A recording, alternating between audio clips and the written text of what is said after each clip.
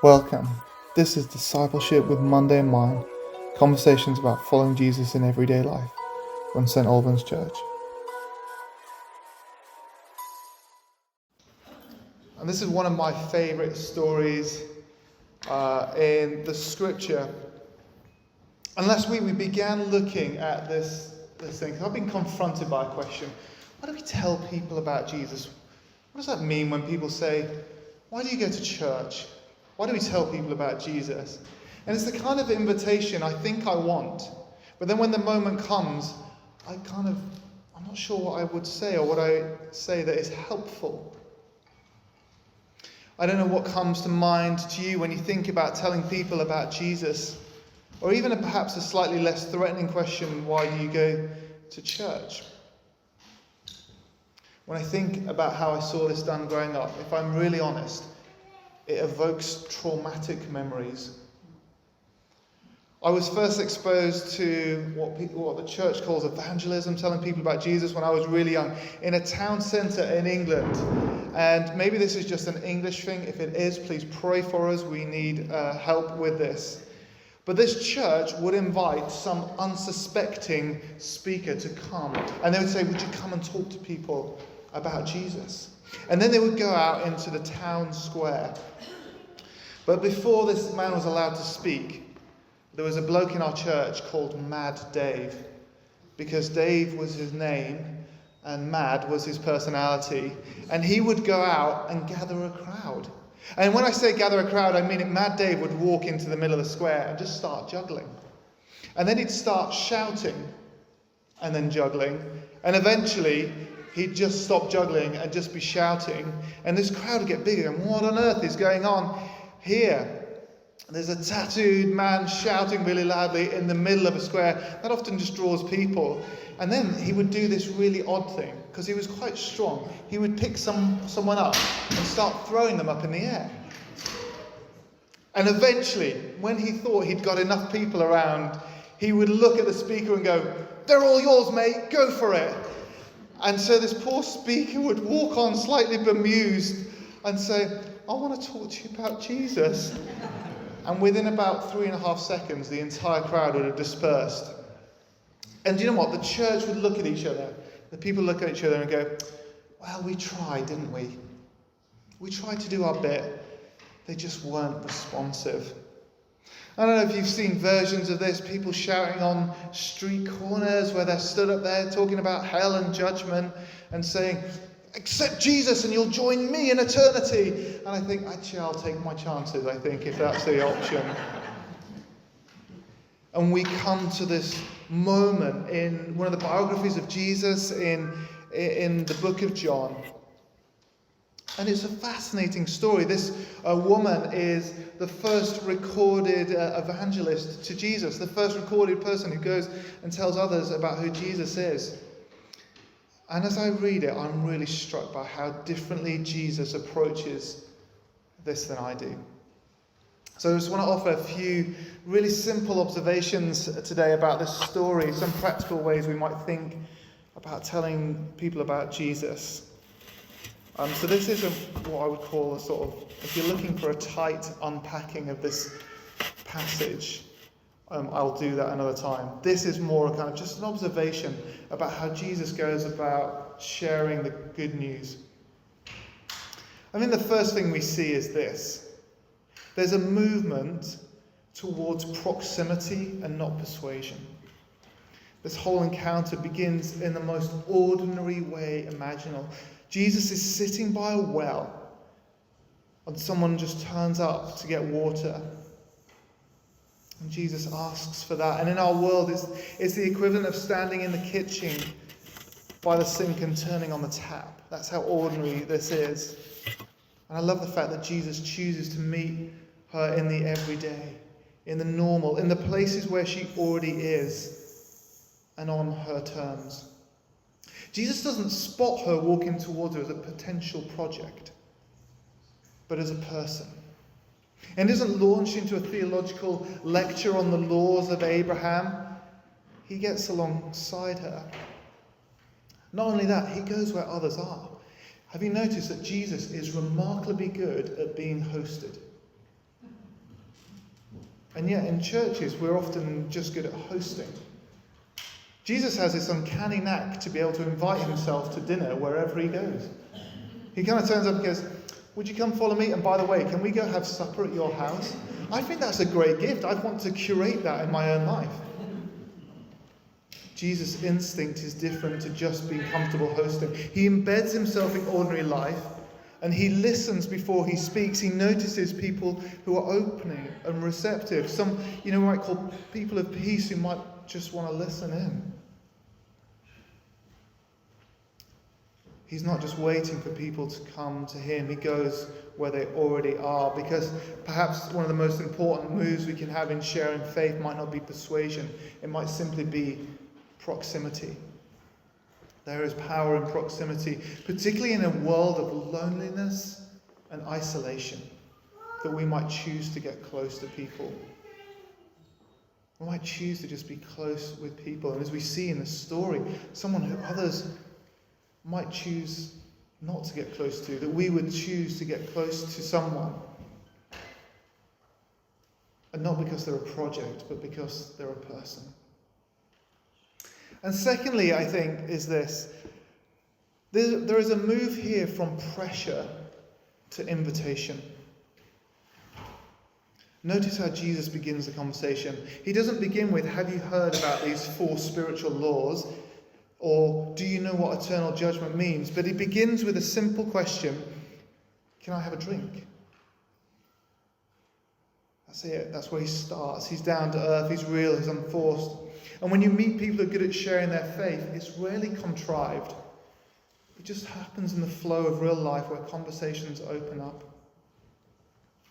My humble opinion on this and general observation of my own life is that if we intensely bring up Jesus and the church with our family and friends at every opportunity, we'll probably do more harm than good. I've just seen it push people away, make them close up, be unlikely to come close. And in moments where they ask questions and are interested to come to you because you're seen as a space that they can't trust, because you're always intense about faith. I remember being really challenged on this. I was desperate for my sister to know Jesus.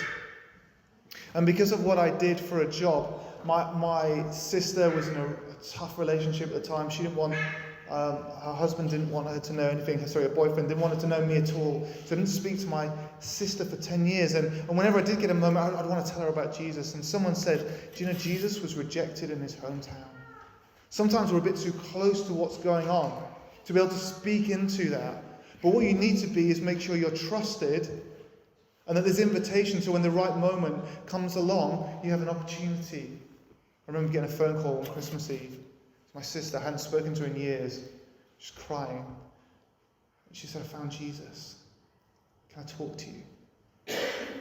Our job is not to fill the pipe with everything we know about Jesus. It's about making sure that that pipe can be passed through when people have a moment they want to come and talk to you about. In our house, there is a sort of Cold War happening. It's between me and Abby. My wife, Abby, and I have this bit of a Cold War, and the big issue is about tea. I essentially, if I'm honest, don't see the point of tea. I don't like it, the poking the bag thing, people agonizing about how much milk goes in. I just don't get it.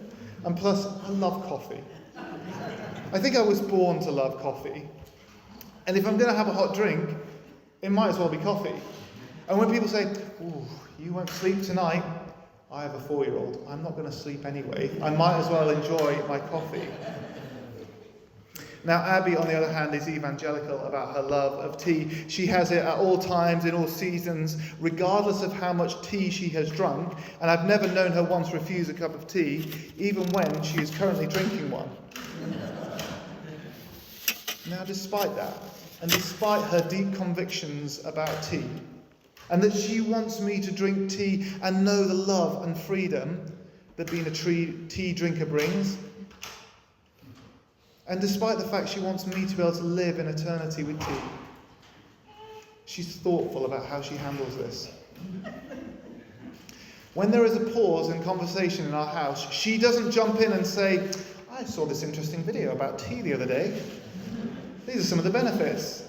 Or if I and ah about what drink I would have, she doesn't jump in and force tea on me. She doesn't force tea into every conversation.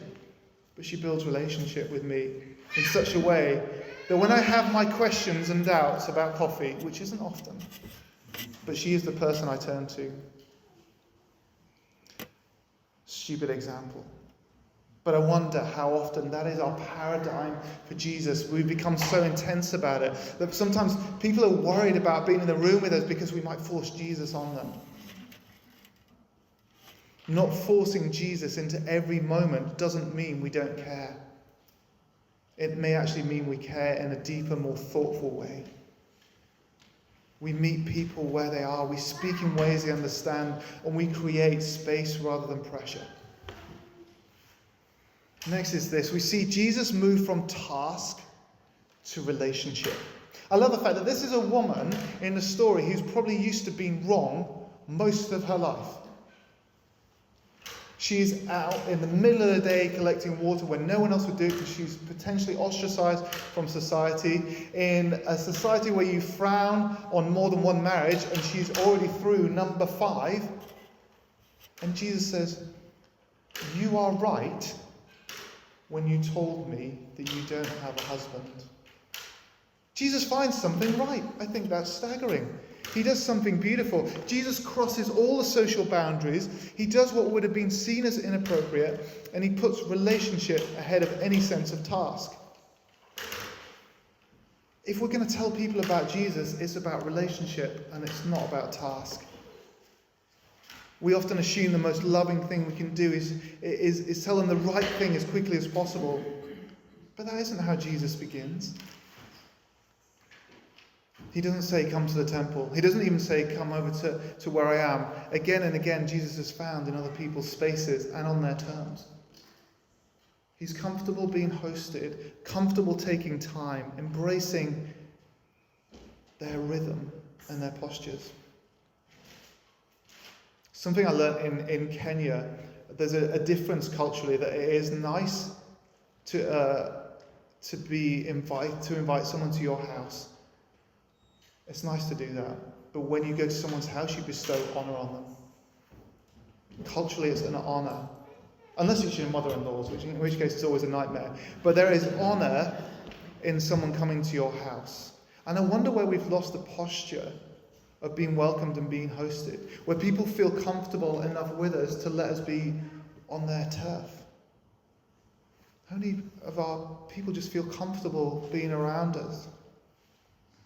I wonder if we lost this posture a little bit. We're very good at saying, come to us, come to our building, be on our terms. But Jesus often does the opposite. He steps into their world, their rhythm and their space. I love this. Someone recently said this to me as a really good challenge. Said, choose to be interested, not interesting. And I think often I'm thinking about, how am I interesting? How have I got useful things to say? And Jesus does the opposite here. He's interested. This woman's not remotely interested in him at the well, apart from he thinks it's a bit odd that he's there. But he is deeply interested in her. And when she runs back to the village, she doesn't say, come and meet the most interesting person I've ever met. She says, come and meet someone who told me everything I ever did. Come and see someone who is interested in me. Come and see someone who cared about my story. People might occasionally be drawn to someone who's interesting, but they feel loved by someone who's interested in them. You know, people can spot it a mile off if we're being transactional with them. And it's not that truth or insight doesn't matter, but we need to be trusted before we can speak into people's life. People can rarely be changed because they've been pushed into a corner. But they change when they feel seen and loved. Nicky Gumbel said this, our aim is not to win arguments with people, our aim is to win people. And if we win people, they come back. And they hear about Jesus again. Next we see Jesus this. He moves from scripts to conversation. If you read the story, Jesus fails most evangelism training courses. He doesn't follow the script. He doesn't tick the boxes. And at points you want to say, Jesus, what are you doing? But that's the point. He's not working from a script. He's having a conversation. He's doing life. He's not trying to close a deal with someone. I don't know about you. I don't like call centers. Anyone here have a real love for call centers? No, I didn't think so. Okay, I don't like call centers. It's not my favorite conversation in the world. And you can tell when people aren't really listening. They're just not engaged. They're just following a script. And they begin asking you ridiculous questions because it's on the script, even though you've already cleared up what it's about. And what you feel, even if you can't quite name it, is you care way more about the process than you do about me. Fascinatingly, the company Zappos, which was sold for like 1.2 billion 10 years ago, had this as the vision for their call centers. You'll see where I'm going with this in a minute. They had this as the vision for their call centers. Most call centers track call time efficiency and sales conversions. Instead, Zappos cared more about customer happiness, emotional connection, and long-term loyalty, and those are the things they tried to measure. So the question to their people in the call center was never, did you follow the script? But instead, did you make that person's day better? Can you imagine if that was the vision for ringing up the call center? And this showed up in real life in a bunch of ways. The longest recorded call that one of their employees had was 10 hours and 49 minutes, and they didn't sell anything. Someone had rung up initially wanting to buy a new pair of shoes, but they were concerned about relocating, so the person on the end talked them through what the relocating process to California might look like. Another one, someone had accidentally put their purse in a box of returned shoes and it had some valuable jewelry in. So the person on the call personally went to find it and offered to deliver it in person because they were so worried they might not see it. One person rang up to ask about shoes, but also complained that they couldn't get food that late at night, so they ordered them a pizza. And the CEO offered this. Essentially, we are a customer service business to make our customers really happy. We just happen to sell shoes. Wouldn't it be really interesting if we were able to say, we're in the business of helping people flourish, finding purposes and meaning, and experience peace and love that only Jesus can bring. We just happen to run a church. Or something like that. Because when you look at Jesus, who had the most important mission imaginable, he's not sat there with a script. He doesn't have God on the earpiece going, close the deal. He's present. He's engaged. He's in the conversation. And our aim isn't simply to get people to church. Church matters, but the aim is Jesus. The aim's always Jesus. And finally this. There is a shift with Jesus here from arguments to stories. I don't know about you, but I come across Christians, they just love arguments. They love arguments about Christianity and about faith. I think this might be the lowest point of our marriage. By the way, this is not family therapy. I'm just offering it as an example. One of the lowest points of our marriage was when Abby said to me, do you have any idea how annoying it is to be married to someone who is always right? And I said, in one of my less wise moments, I said to her, you think that's annoying? I'm married to someone who's always wrong. In case you were wondering, that didn't go down particularly well. We've both been in therapy since. But here's the thing. The gospel is not just how to argue that Jesus is right. It's a story of what God is doing in the world and how we can help people be aware of it. And Jesus tells the stories in ways that people can actually understand, and ways they can inhabit. You know, in this conversation, there are multiple points where Jesus could turn it into an argument about history, theology, morality, but he doesn't. Instead, he produces a picture. He produces this picture of living water, not something to win or to lose, but something to explore. And it creates curiosity. It invites her in. It opens space. Then when he speaks into her life, he doesn't lecture her, he locates her. He places himself within her story and says, I am he. Not, here's the standard, now respond, but Here's your life, and here I am in it with you. Some of you may know John Lennox, the brilliant Oxford mathematician. And he was once famously debating Richard Dawkins on atheism.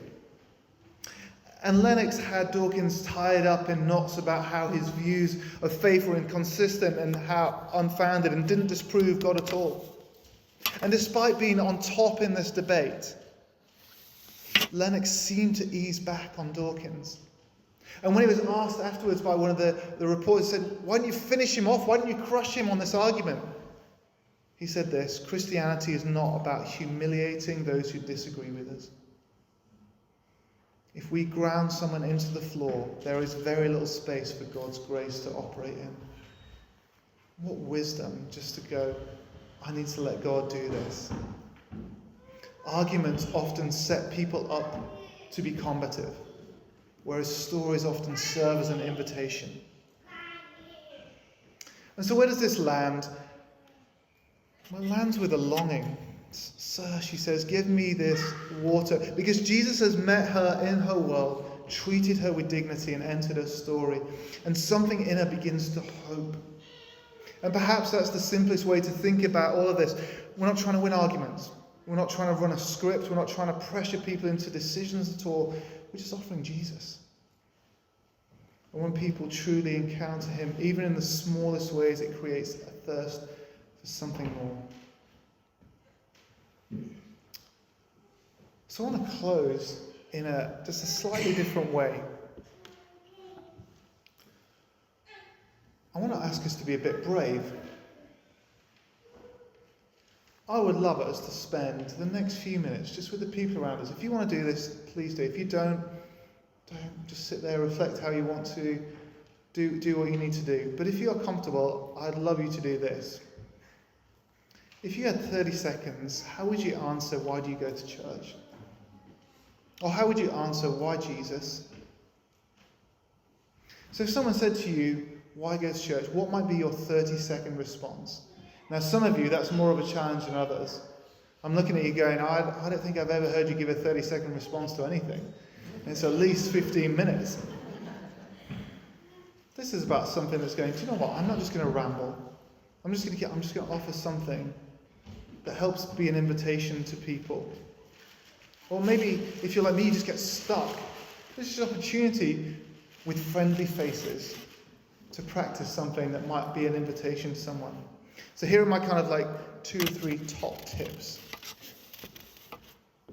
Why do you go to church? Don't say things like the community or nice people. They can get that in other places. That can't be the compelling reason that a non-Christian would come to church. You can find that in a bar or a sports club or a restaurant or with your neighbours. So it's got to be something a bit more compelling than that. Next to this, keep it in everyday language. Some of us speak in such godly terms, I find myself reaching for a dictionary just to keep up with the conversation. Let's keep it in language that makes sense to people. Don't resort to starting where you are. Instead, start where they are. You know, when people say, oh, you're a religious person. And the evangelicals in us often go, no, I'm not religious, I'm a Christian. Which sounds really good to us that are in the church, but to those outside makes no sense. Because we're arguing about something that they don't understand there's a distinction with. That might mean something to us as we debate what's going on in church, and who are keen to understand that faith is more than simply being religious. I understand the point, but to them, it's really mystifying, and they don't get what we mean. They aren't asking you to unpick the Pharisees' tradition of being religious. It's just in their uncluttered way of asking, it means, do you go to church or do you believe in Jesus? So don't unpick things that aren't needing to be unpicked. And finally this. Make it sound like you. If you can't imagine yourself saying it in real life, you've missed the point. Just offer something that sounds a bit like you. I intentionally hadn't thought what I would say because I wanted to put myself under the same pressure. But I think if someone was to ask me, why do you go to church? I think I would offer something like this. Do you know, I used to be violent and angry. And I used to want to take all I could from the world. And I found it just a lonely place to be. And I don't have all the answers now. And I'm not the person I want to be. But I found that since I met Jesus, I'm just a different person. And it's changed me. And I've come to believe that it's true. I think I would offer something like that. That's not that good. I think you guys can do better. But I'd love you to turn to the person around you, to people around you. Be tight on this, because it'll help you think practically about how we do this. If we're thinking about evangelism, thinking about Alpha, how would you respond? Why do you go to church? So cut out Christianese, be real, and be loving. If people aren't loving, tell me and we'll kick them. Let's make it really simple. Okay, and if you don't want to do this, just sit back, relax, do whatever you need to do, and then we'll close up in just a few minutes.